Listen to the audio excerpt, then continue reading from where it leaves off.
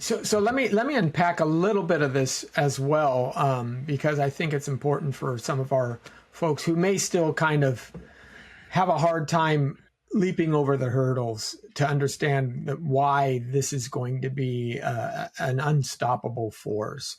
And the first thing I would say is the AI we currently have, we see it primarily in two different facets. One is algorithms.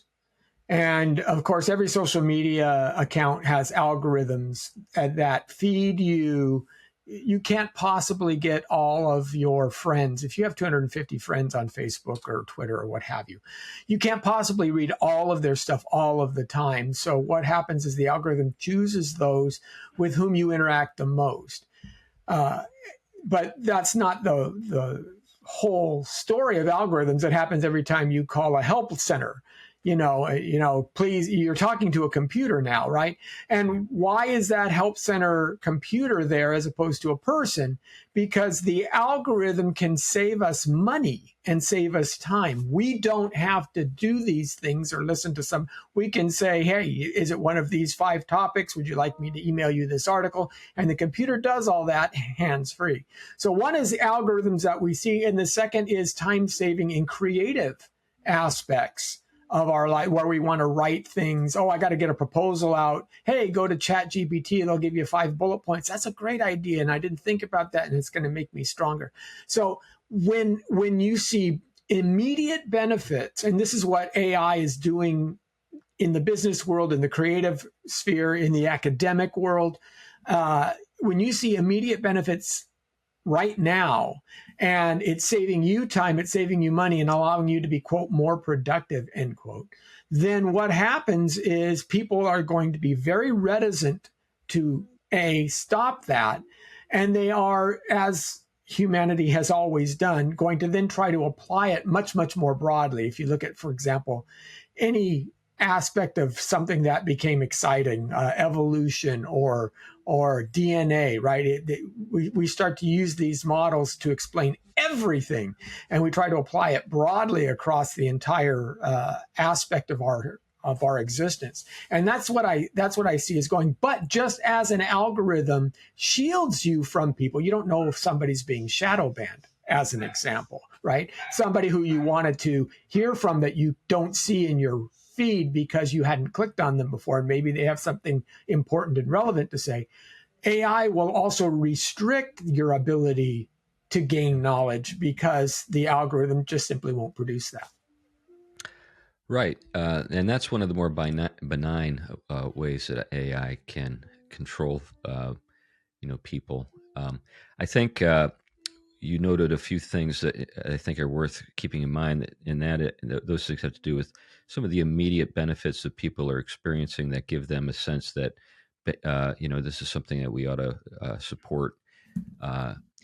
My thoughts have to do more along the lines of the computing power of neural networks and their ability to learn and how that accelerates. So one of the things that you can learn about is just the projected development of AI. So right now, AI can beat the world's best, chess players, can beat the world's best Go player. It can,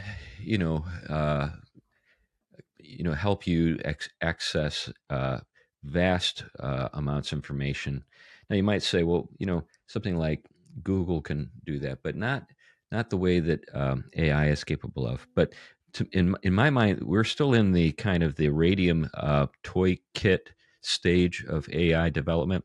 You remember the Radium kits in the early 50s where you'd get this actually some uranium, like you would get it. It was like a toy for boys, and there was some uranium in there, and no one understood exactly, why this stuff was dangerous, but they knew it was kind of cool, and they played with it.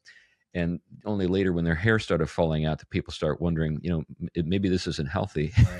Right. We're kind of at that phase of things when it comes to individuals and the way they use it at, say, work or in school or whatever. But the thing I'm more concerned about is the vast computing power that will be at basically in the initially useful to governments and large corporations, Yeah. good players, bad players. Right. So when I noted what's going on in China, I didn't make that up. There was actually a recent conference in Berlin just a few weeks ago, in which the conference was on religious freedom, Berlin, Germany, and they were basically bringing to light just how AI is being used against religious minorities in China. Um, so imagine a world in which you can no longer get a loan, you can no longer get a credit card. You are restricted in terms of your travel. You can't buy a ticket to another. You can't get on a plane. Uh, you don't need any particular person. This is not like we're talking about the Stasi. Now, just think about the Stasi, the East German secret Yeah. police. Imagine the Stasi uh, being able to be 1,000 times more effective with 5% of the staff. That's what you're talking about with AI. Um, and it'll be able to listen in on your phone calls. It'll be able to track you wherever you are. So right now, I've got a friend who's going to be serving 4 months in prison simply because he was at the January 6th protest.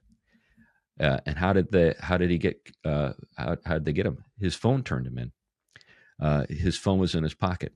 They did a read on all of the signatures from the phones that were in a particular area at the protest, and all those people are going to jail. It doesn't matter. If they give him a plea deal, they said, okay, yeah, you can fight it, but instead of 4 months, you'll probably get 4 years. And how are you going to prove your innocence? We know you were there. Now, we don't Yeah. necessarily know what you were doing, but we knew you were there, and that's all we need. So that's just the kind of world we live in right now. Yeah. I had a man in my church who's connected at fairly high level in government tell me that uh, there were authorities that he was connected to who were wondering why he was going to my church because I happen to know some Christian nationalists. So, in other words, I'm like I'm not known for Christian nationalism. I just simply know some, and Right. they knew that, and they didn't want him at my church for that reason. This is our own government, our own nation we're talking about here, and that's Yeah. AI. That's AI at Yeah. work. Well, it seems like I kind of feel like between what Lenny said and what you're saying, we got two sort of aspects of this same totalitarian coin. One is a harder totalitarianism. There will be people who have access to information and that because you're literally just carrying around the devices that have the artificial intelligence that will give the bad actors, right, the ability to track you, restrict And you, just a second, cancel you, and so on and so forth, right? yeah.